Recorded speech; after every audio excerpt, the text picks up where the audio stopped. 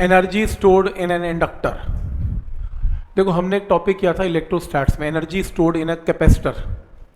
Capacitor में क्या होता था, दो प्लेट्स हैं, दो प्लेट्स पे चार्ज आ गया प्लस एंड माइनस, वहाँ पर एक फील्ड क्रिएट हो गया, इलेक्ट्रिक फील्ड। कैपेसिटर के अंदर हमने याद करो इलेक्ट्रोस्टैट्स में ऐसे ही किया था कि अगर आपके पास के प्लेट्स ऑफ कैपेसिटर है प्लस एंड माइनस, तो यहाँ इलेक्ट्रिक फील्ड डेवलप हो जाता था फ्रॉम प्लस टू माइनस, और जहाँ इलेक्ट्रिक फील्ड है वहाँ पर एनर्जी है in the form of electrostatic field.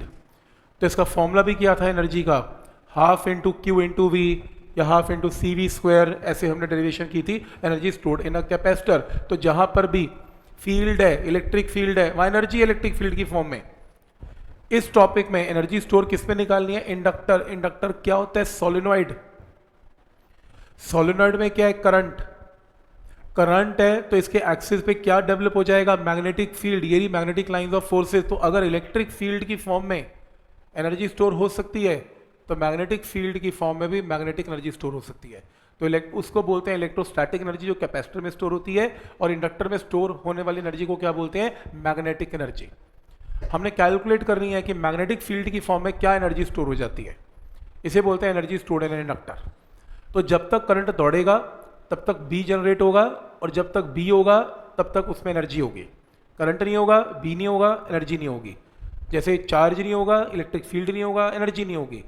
ऐसी करंट नहीं है तो बी नहीं है तो एनर्जी नहीं है, लेकिन अगर करंट है तो बी भी है तो एनर्जी भी है। कितनी, ये देखो।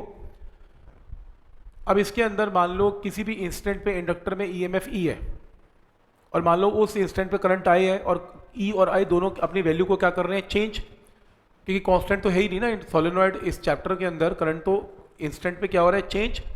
ईएमएफ भी क्या हो रही है, चेंज। तो मैं इन्हें मल्टीप्लाई करके ई और आई, वोल्टेज और करंट के मल्टीप्लिकेशन क्या देगा, पावर। मैं पावर को W बाई टी नहीं लिख सकता, ऐसा क्यों।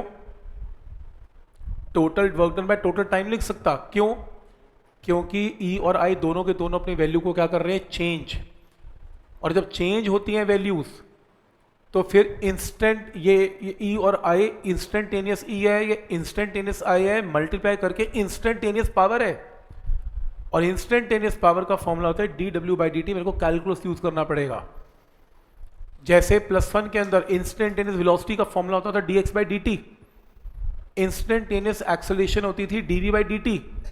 कि जब वर्ड इंस्टेंटेनियस आएगा तो कैलकुलस यूज होना ही है, अगर वर्ड एवरेज आएगा वहां कैलकुलस यूज नहीं करना। तो यहां पर एवरेज वर्ड नहीं है, यहां पर तो इंस्टेंटेनियस है, तो इंस्टेंटेनियस पावर क्या होगी, ई और आई का मल्टीप्लीकेशन।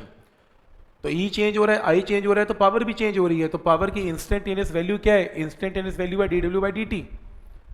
अभी काम करते हैं, ई की वैल्यू इंडक्टर में मैग्नीट्यूड ऑफ ईएमएफ कितना है, इंड्यूस्ड ईएमएफ की वैल्यू क्या है, L D I by D T.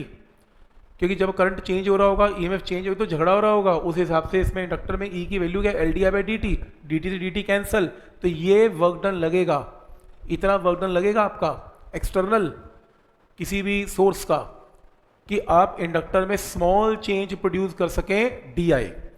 क्योंकि L D I by D T में मैग्नीट्यूड पुट किया है, और डी आई का मतलब क्या है, डी आई का मतलब है यहाँ पर स्मॉल चेंज इन करंट। तो स्मॉल चेंज इन करंट मैंने क्या प्रोड्यूस किया, डी आई। तो स्मॉल चेंज इन करंट मैंने डी आई प्रोड्यूस किया, तो ये डी आई क्या है, इंडक्टर का करंट है।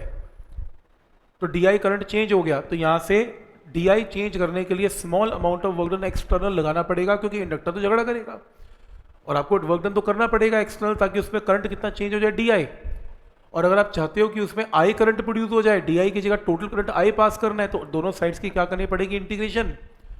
तो आप लिमिट लगाओ, आपने 0 से आई करंट तक लेके जाना है, तो 0 से W amount of work done करना पड़ेगा। तो W आई डी आई की इंटीग्रेशन क्या होती है, आई स्क्वायर बाई 2। तो फॉर्मूला याद करो, इंडक्टर के अंदर एनर्जी स्टोर्ड होती है half L I square, capacitor के अंदर होती थी half C V square, inductor में एनर्जी है हाफ एल आई स्क्वायर।